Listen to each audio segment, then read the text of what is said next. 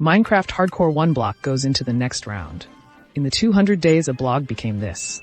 I did great things again in this episode, so enjoy. Friends of the Sun, it's that time again. It was the 201 day, and of course I had to welcome my residents back to the island right at the beginning.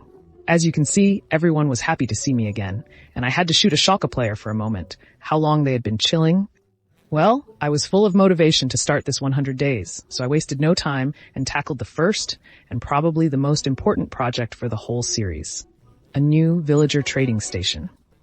To do this, I branched out a bit, got a villager, and started constructing the cabins for the villagers.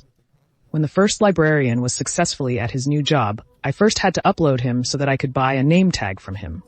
Once I had that, I renamed it and started building more cabins. During the night, I waited for a zombie, which I immediately grabbed and locked up. He should always zombify the villagers if necessary. I got another volunteer, and somehow the zombifying design didn't quite work yet, so I had to experiment and improve quite a bit. But then I succeeded, and I knew how to build the structure. I then wanted to heal the 2 zombie illagers, but one simply despawned because I didn't trade with him and didn't give him a name tag.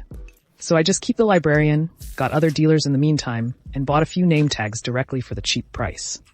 With these, I was able to protect my buddies from despawning. So for the next few days, I brought villagers to the island and built the trading station a little further. I wanted to have 3 villagers from each profession to trade with, and once I had the fishermen and cartographers together, I started mass zombification. That worked really well, and in the meantime, I built the next page of the trading island. With that finished, I brewed weakening potions and healed all the villagers one by one. In the meantime, I expanded the platform a bit, mined a chunk of coal, and traded with them. Next up were the farmers, but I claimed that they each had the pumpkin and melon raid, so they weren't sent straight to the cabin, but rather to beautiful temporary accommodation. So that I could train them up, I often had to harvest my fields, and if they offered both traits, I took them to a new home, and if not, well then, just not. Of course, that took a lot of time, and since I don't want to bore you, let's just skip ahead to the 209 day where I had 3 bowmasters and 3 perfect farmers together. I got another zombie for the new page, and that was how it was completed. I zombified and divided everyone and then stopped by the melon farm, which was completely overcrowded. With this, I was able to craft enough melons, which I could then trade. But I didn't just trade melons. I traded all sorts of things. And I have to say, with the cheap trades, it's really nice, and I maxed out almost all the villagers I had to date. But since I would now often need heavy potions, I wanted to build a small brewing area. I got dark oak wood and started experimenting next to the cocoa bean farm. It doesn't fit too perfectly with the dark trapdoors, but it looks okay. At least you have everything you need. For the first time, I think I'll plant a few large brown mushrooms so that I can craft enough fermented spider eyes to stock up. Now I had secured the swine drinkers, but the golden apples would still eat a lot of gold, so I decided to build a gold farm. But I also needed a lot of glass, and what is the quickest way to get glass in the 1 block? Right, with trading. The same principle as before with the farmers, now only with librarian and the glass trade, which is not always safe. Of course, I made sure that they also had a good book trade. So I spent the next few days and also brought in the next group of workers, the butchers, or as I call them, the food deliverers. In between, I constantly traded the glass, and on the evening of the 215 day, I was already preparing the remaining items for the gold farm. I was only missing one thing, magma blocks. So I went into the nether and got a few, more specifically 48 stacks. Then I remembered that I had to destroy a bedrock too. So I prepared the things too, and I knew that you could also craft TNT with red sand. So I hadn't up until that point. On the 217 day, the time had come. I went into the nether and built myself all the way up to the ceiling, where I then teleported above it. I built the structure, and now it was time to pray, because I only had 5 attempts in total. To my surprise, I even managed it on the first try. And another achievement in the 1 lockout was achieved. It went away a little, and the building of the gold farm could begin.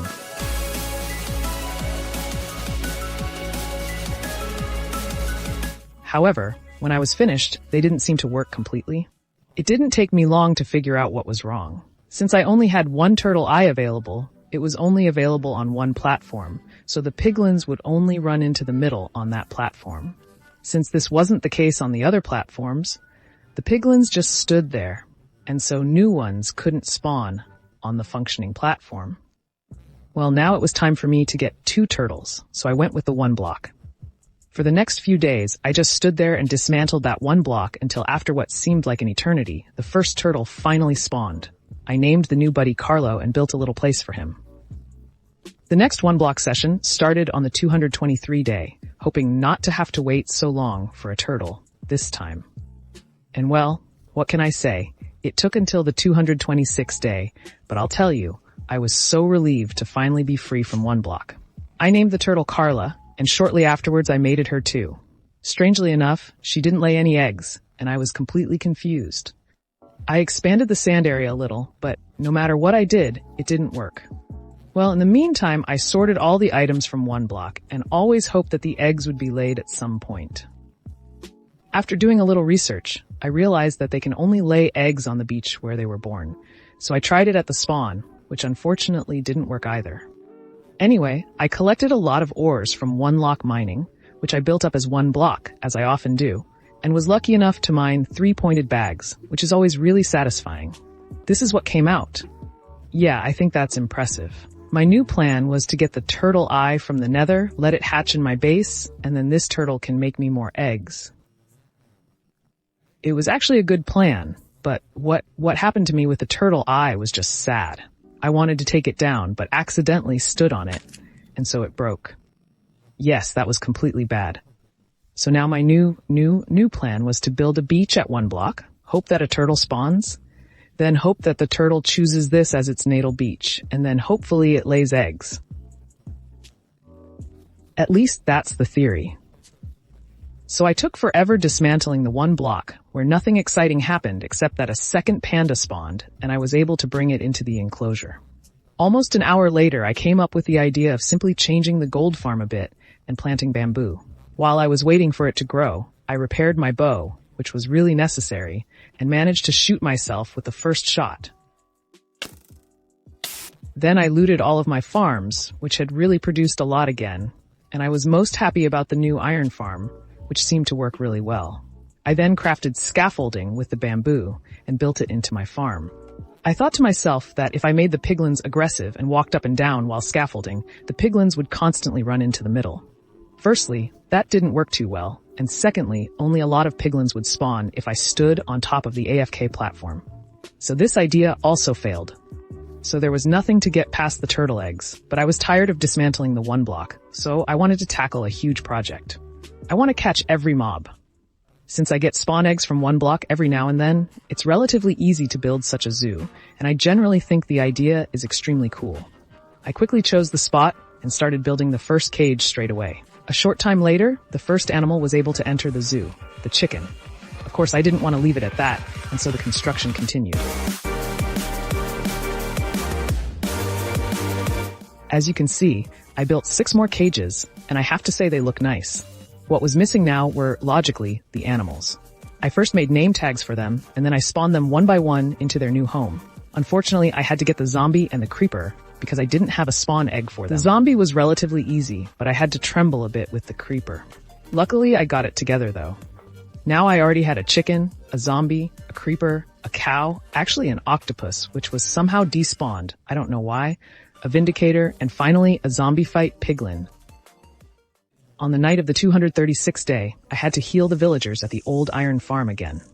Because this was starting to get annoying, I placed trapdoors in the hopes that it would stop the zombie from zombifying the villagers. Then I stood at Cobblestone Farm for a while because I needed a few more stones for the next building project. I prepared a few other things, and the construction of the next animal island could begin.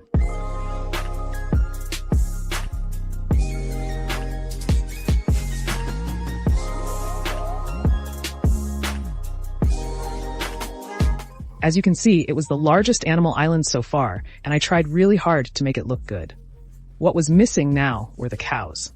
So I quickly brought them to the island, where I was really afraid that they would fall down, but then the cow island was finished.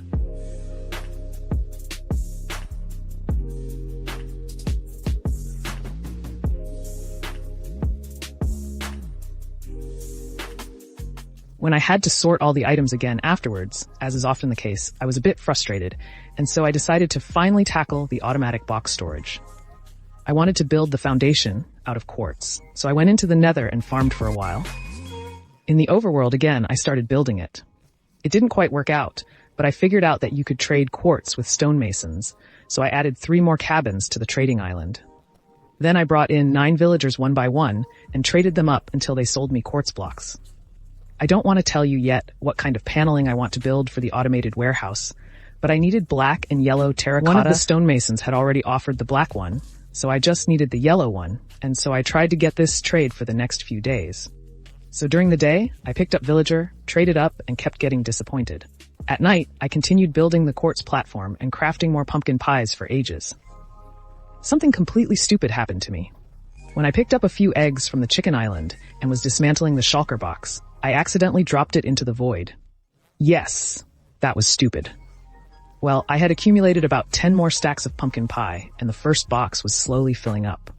I then tried to get more yellow terracotta, and that night, I went back to farming quartz and continued building the platform. The next day, the same thing again, and the next day again. The quartz platform was then finished, and I then came up with the brilliant idea of not just slaughtering the failed stonemasons, but turning them into one to bring other small space, because if I ever need terracotta in other colors, I won't have to go through the same process again as I do now. I sent the first one down, and yes, I forgot slime blocks, but I then placed them, and the first villagers arrived at the bottom safely. We continued with the hope of yellow terracotta, and at some point, thank God, the time had come. For security reasons, you were given your own cabin, and I was really relieved to finally make the trade received. Now I would just have to trade with him very, very, very often, so that I would eventually have enough yellow terracotta. Well, next I wanted to build a farm, namely a villager, arugula, and potato farm. So I prepared all the items, looked for a suitable place, and the building could begin.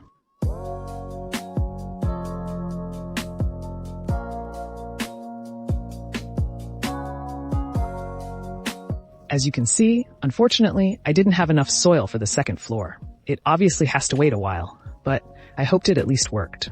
I was getting ready for a long one-block session again, but to my surprise, after just a few blocks, 2 turtles came, and I was so extremely happy.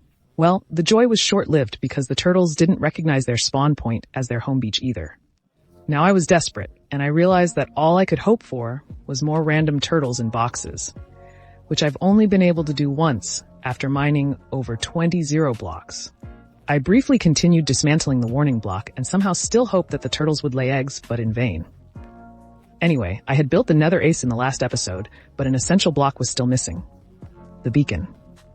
To do this, I flew to the nether ace dung, and for half an hour I slapped one rudder skeleton after the other and hoped for rudder fights. Then I thought briefly about where I should fight the wither, and the decision fell on the nether. So I spawned it, shot it, and how unlucky I was that there was a huge lake of lava right next to it. I could never ever build it, and so I killed the wither and hoped that the nether star wouldn't burn, but I could get it straight into my inventory. But what can I say? He burned. Yes, how much nonsense has actually happened to me in this episode. I would need a lot of iron for the automatic crate storage, and I doubted whether the other 2 iron farms would be enough. So it was time for a slightly better farm. To do this, I first had to try out whether I could activate other nether portals at all, and luckily, that was possible in the world. For the first time in the overworld, I was over 1,000 blocks from my base. I then prepared all the items for the farm, for which I briefly farmed obsidian in the end. Now that I had everything, I had to choose a good spot at my base, and then connect the portal exactly to the portal in the nether. To my surprise, this worked perfectly, and construction of the most effective iron farm to date could begin.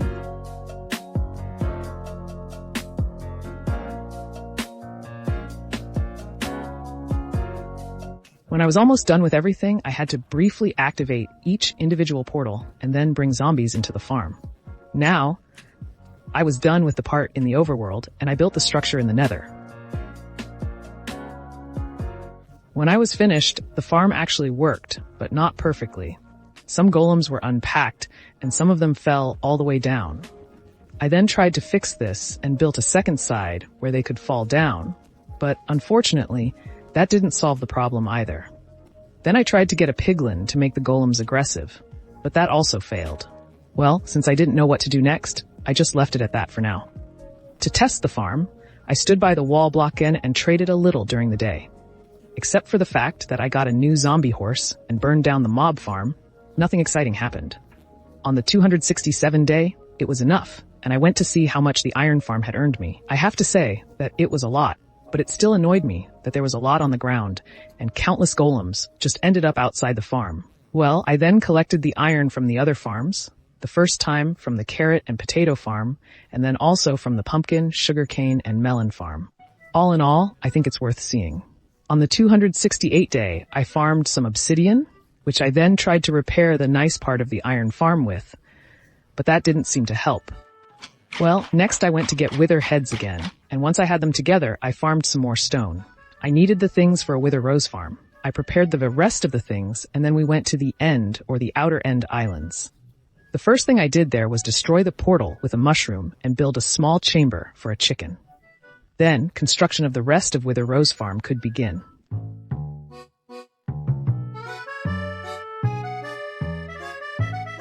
When I was done, I just had to wait a moment until the chicken grew up, and then I spawned the wither.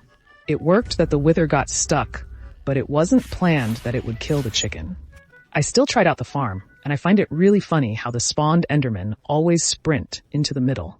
Well, to my surprise, the farm still worked somehow, and so I stood AFK for about 10 minutes, which was unfortunately completely unnecessary because the farm apparently broke down very early on. So I stood again, but only AFK for a minute, which still gave me roses via a stack wither. It's tough, the farm.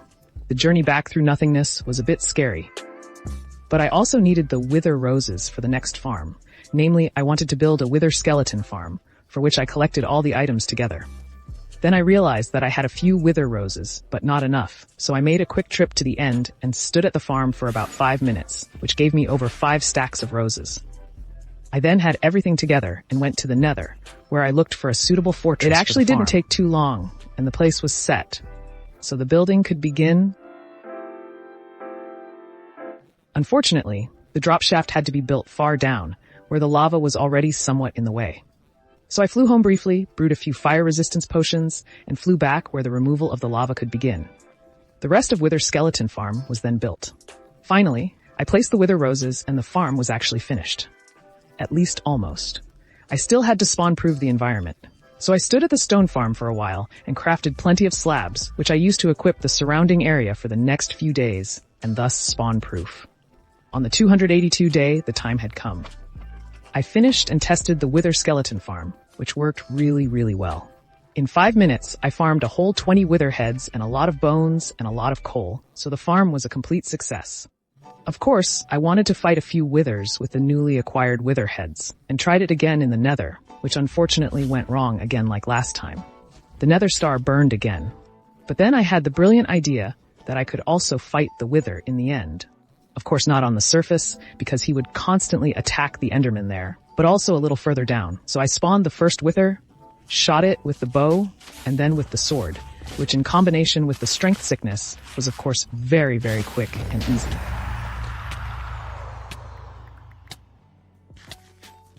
I then did this a second, a third, and a fourth time until I had 4 nether turns together.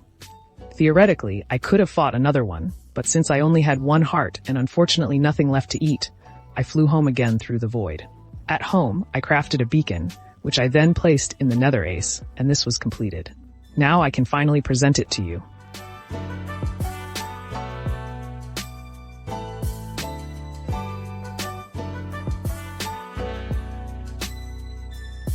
On the 284th day, I took care of the nice part of the iron farm again, and hoped that the new, slightly modified construction would finally show some use, which, well, was actually just unnecessary. Next, I got some cobblestone and used it to build the next 2 villager cabins, which were shortly afterwards filled with 2 new clerics. I definitely needed redstone from them, as the automatic crate storage would also eat up a lot of redstone. During the night, I got the 3rd zombie, who will now also zombify the last row of the trading station.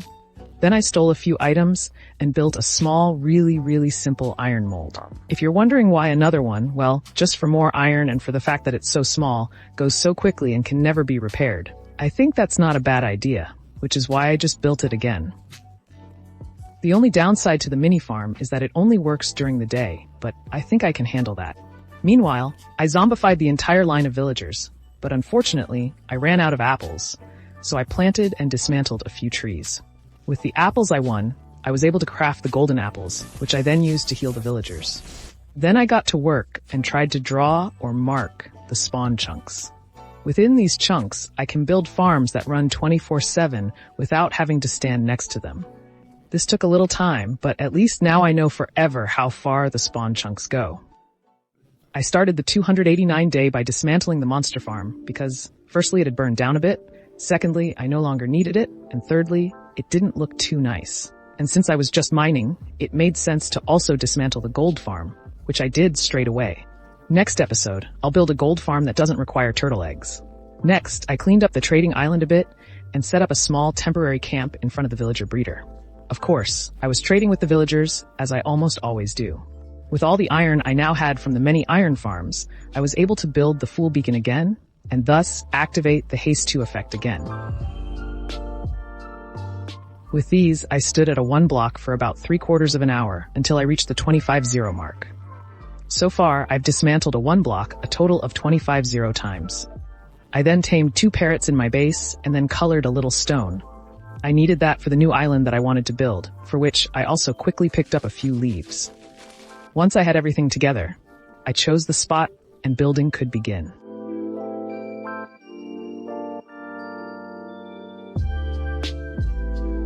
Now all that was missing were the parrots, which I then pushed into their new home. I think it looks pretty cool with the 2 of them sitting in their cages, but of course they still need names, so feel free to write suggestions in the comments. Next I took care of the turtles, which I brought next to the cows, and then I was finally able to remove their old home. I then wanted to destroy the old villager breeder trap chamber, but to my surprise, there was a fox that I actually wanted to tame straight away. I only had 2 sweet berries, which I didn't use to tame the fox, but rather grew them first. Then it was time to collect the produce from all the farms one last time. I started with my now total of 5 iron farms, then the pumpkin, the sugarcane, and the melon farm, where I added 2 more boxes so that the boxes wouldn't fill up too quickly, and I would end up wasting melons. We continued with the potato and carrot farm, and finally the egg farm, where I finally turned the collection box into a double box. That was the total yield, which was really impressive. I then crafted pumpkin pie and finally managed to fill the first box.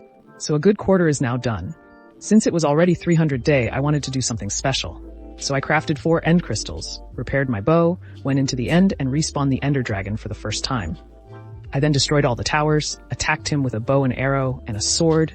And yes, what can I say? The fight of course wasn't all that exciting anymore. I managed it relatively easily, and then at home I watched the sunset. That was it. I survived 300 days in Minecraft Hardcore 1 block without dying.